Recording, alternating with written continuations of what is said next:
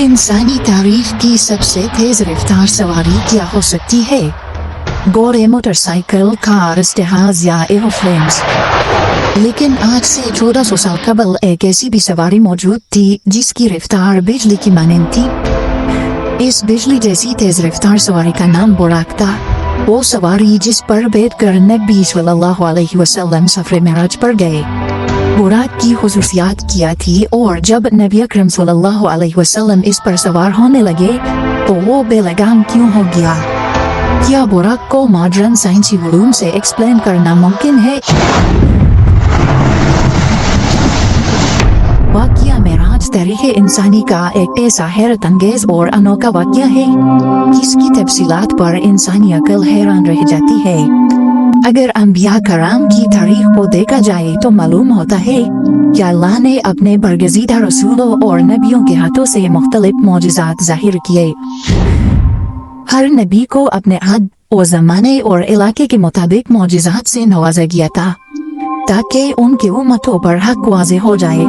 مثلا حضرت موسیٰ علیہ السلام کی امت کیونکہ جادو میں کمال رکھتی تھی، اس لیے خالق کائنات نے بھی اپنے نبی کو جادو کے ان کمالات کو توڑ کرنے کے لیے معجزات عطا کیے۔ اسی طرح حضرت عیسیٰ علیہ السلام کے دور میں طب کا بالا چڑھا تھا، لہٰذا حضرت عیسیٰ علیہ السلام کوڑ کے مریضوں، اندھوں، یہاں تک کہ مردوں کو بھی زندہ کر دینے کی قدرت سے فیضیاب تھے۔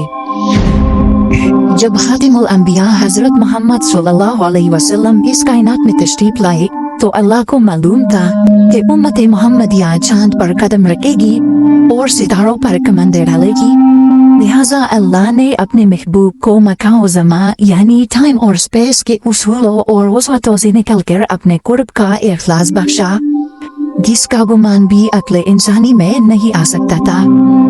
تمام انبیاء کرام کے معجزات ایک طرف اور حضور صلی اللہ علیہ وسلم کا معجزہ معراج ایک طرف، تمام معجزات مل کر بھی معجزہ معراج کے درجے کو نہیں پہنچ سکتے۔ واقعہ معراج ہجرت سے 1 یا 2 سال پہلے پیش آیا۔ اس وقت ہمارے پیارے نبی محمد صلی اللہ علیہ وآلہ وسلم کی عمر مبارک 52 سال تھی اور یہ 27 رجب کے شب کا واقعہ تھا، لہذا حضرت مالک بن ساسا سے مروی ہے کہ خود رسول اللہ صلی اللہ علیہ وآلہ وسلم نے فرمایا کہ میں نیند اور بیداری کی درمیانی کیفیت میں تھا جب میرے پاس ایک فرشتہ آیا، اس نے میرا سینہ چیرا، پھر میرے دل کو نکال کر غسل دیا اور اسے دوبارہ اندر رکھ دیا۔ پھر ایک سواری لائی گئی جو خچر سے چھوٹی اور بوش دراز سے بڑی تھی، اس کا رنگ سفید تھا، اسے براق کہا جاتا تھا، بس مجھے اس پر سوار کرایا گیا۔ روایت میں ہے کہ حضور صلی اللہ علیہ وسلم براق پر سوار ہو کر بیت المقدس پہنچے تو براق سے نیچے اترے اور اس کے لگام کو اس ستون کے ساتھ باندھ دیا جس کے ساتھ انبیاء کرام نے اپنی سواریوں کی لگام باندھے رکھے تھے۔ اس کے بعد نبی صلی اللہ علیہ وآلہ وسلم مسجد اقصی میں داخل ہو گئے۔ مسجد اقصی میں حضرت آدم علیہ السلام سے لے کر حضرت عیسیٰ علیہ السلام تک پیدا ہونے والے تمام انبیاء کرام آپ کے منتظر تھے، لہٰذا حضور صلی اللہ علیہ وسلم وہاں تشریف لائے اور تمام نبیوں کی امامت کی اور نماز ادا کی۔ نماز سے فارغ ہونے کے بعد آپ دوبارہ براق پر سوار ہو کر آسمانی سفر پر روانہ ہو گئے۔ حضور نے براق پر سوار ہو کر 7 آسمانوں کا سفر کیا جہاں کچھ انبیاء کرام سے آپ کی ملاقات بھی ہوئی۔ پھر حضرت جبرائیل امین نے آپ کو جنت و جہنم کے کچھ منظر دکھائے اور پھر آپ اس سفر میں کائنات کے آخری حد سے بھی باہر سدرۃ المنتہا تک پہنچے جہاں آپ اللہ سے ہم کلام ہوئے۔ امت محمدیہ کے لیے روزانہ 5 نمازیں فرض کی گئی، شرک کے سوا تمام گناہوں کی معافی کا امتحان بتایا گیا اور سورہ بقرہ کی آخری 2 آیات آپ کو تعلیم فرمائی گئی۔ اس سفر کی واپسی پر حضور صلی اللہ علیہ وسلم اپنے مکان پر کچھ اس حالت میں پہنچے کہ روایات کے مطابق ابھی آپ کے گھر کی کندی ہل رہی تھی اور آپ کے وضو کا پانی ابھی تک آپ کے جسم مبارک سے ٹپک رہا تھا۔ معراج کے اس واقعے کو اللہ نے انتہائی تفصیل کے ساتھ قرآن مجید کی سورہ اسراء میں یوں بیان کیا ہے: پاک ہے وہ ذات جس نے راتوں رات اپنے بندے کو مسجد حرام سے مسجد اقصی تک سیر کروائی، جس کے ارد گرد ہم نے برکتیں رکھی ہیں۔ ताकि हम उसे अपनी कुछ निशानियां दिखाए। बेशक वो सुनने वाला देखने वाला है। मेराज के इस अजीम सफर में रसूलुल्लाह सल्लल्लाहु अलैहि वसल्लम जिस सवारी पर सवार हुए थे उसे बुराक कहा जाता है। अब सवाल ये पैदा होता है कि बुराक क्या था? क्या ये कोई ऐसी मखलूक थी जो इस दुनिया में पाई जाती है?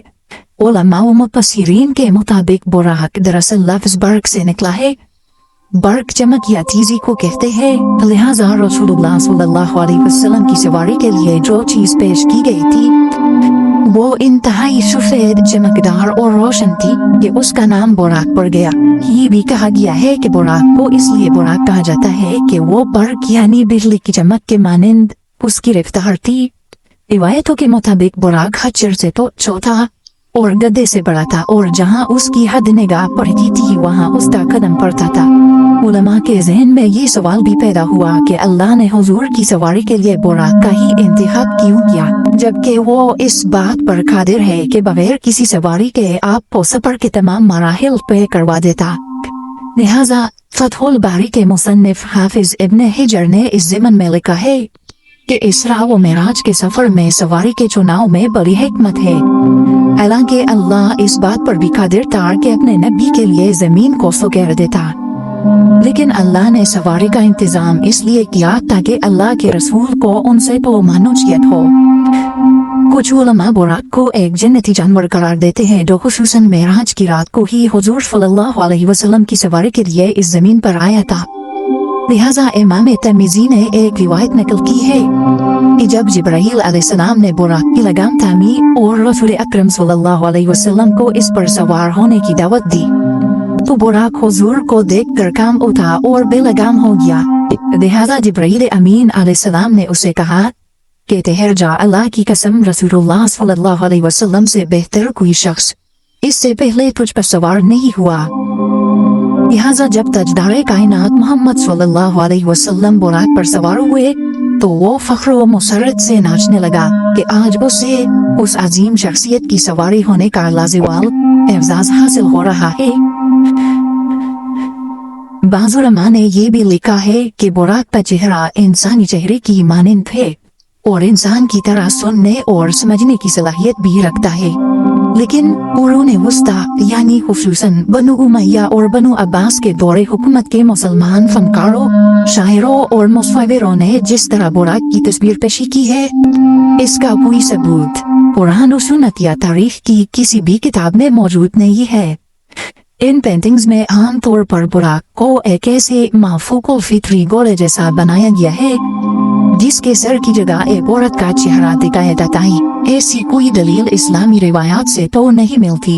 अलबत्ता दूसरे मज़ाहिब और कौमों में इस तरह की देवियों की ख्याली तस्वीर मिलती है और मुमकिन है कि अजमी मुसलमानों ने इन्हीं तस्वीरों से मुतासिर होकर उन्हें बुराक पर चस्पा कर दिया हो, जबकि बुराक नर था या मादा इसके मुतालिक भी कोई मुस्तनद शवाहिद मौजूद नहीं है। वाक़या मेराज अल्लाह का एक मौजज़ा था। जिस तरह से हर मौजज़े को समझना और साबित करना इंसानी अक्ल के लिए मुमकिन नहीं, इसी तरह से मेराज के इस सफर को समझना इंसानी ज़हन के लिए नामुमकिन है। लेकिन जदीद फिजिक्स ने गुज़िश्ता सदियों में ऐसा नजरिया पेश किया है जो काबिल गौर है। आइंस्टाइन, जिसे पिछली सदी का सबसे बड़ा साइंटिस्ट माना जाता है, उसकी थ्योरी ऑफ रिलेटिविटी जदीद फिजिक्स की बुनियाद है। आइंस्टाइन ने इस थ्योरी में बताया है कि इस कायनात में टाइम तमाम मकामात और लोगों के लिए स्टैटिक नहीं बल्कि मुख्तलिफ होती है और ये मकामात एतबार से बदल सकती है। लिहाजा अगर कोई शख्स इस कायनात में रोशनी की रफ्तार से सफर कर पाए तो उसके लिए टाइम हो जाएगा। उसने एक मिसाल पेश किया कि अगर कोई शख्स एक ऐसी सवारी में सफर कर रहा हो जिसकी रफ्तार लाइट के बराबर हो तो इसके लिए वक्त थम जाएगा और जब वो शख्स 23 सालों बाद इस जमीन पर वापस आएगा तो यहाँ कुछ ही सेकंड्स गुजरे होंगे। वक्त के इसी फर्क को फिजिक्स में टाइम डायलेशन कहते हैं। इस साइंसी टर्म को समझना सफर मेराज और बुराक को समझने के लिए बहुत जरूरी है, क्योंकि बुराक की रफ्तार भी रोशनी यानी बर्क की रफ्तार के बराबर थी। इसी वजह से इस सवारी का नाम बुराक था। लिहाजा आप सल्लल्लाहु अलैहि वसल्लम जब इस रफ्तार से सफर मेराज करने के बाद वापस तशरीफ लाए तो वक्त बिल्कुल नहीं गुजरा था اور آپ نے کئی سالوں کا سفر چند لمحوں میں ہی طے کر دیا تھا، جسے آج 21ویں صدی کی سائنس ٹائم ڈائلیشن کی شکل میں تسلیم کرتی ہے۔ لیکن آج بھی انسان اسپیس ٹیکنالوجی میں اتنا آگے نہیں بڑھا کہ ہر سوال کا جواب سائنس کی بنیادوں پر دے سکے۔ مثال کے طور پر اگر کوئی شخص لائٹ کے سپیڈ سے ٹریول کرتا ہے تو اس کا جسم ماس لیس ہو جاتا ہے اور اسے انفینائٹ انرجی کی ضرورت ہوتی ہے، جو بظاہر انسانوں کے لیے ناممکن ہے، لیکن اللہ کی ذات کے لیے نہیں، کیونکہ وہ ہر چیز پر قادر ہے۔ لہٰذا اس رات اللہ نے نبی صلی اللہ علیہ وسلم کے جسم مبارک کو اس سفر کے لیے وہ عظیم قوت بخشی تھی۔ واقعہ معراج حضور کا ایک دائمی معجزہ ہے، جس کی حقانیت اور سچائی نئے نئے سائنسی انکشافات کے ساتھ واضح ہوتی جائے گی۔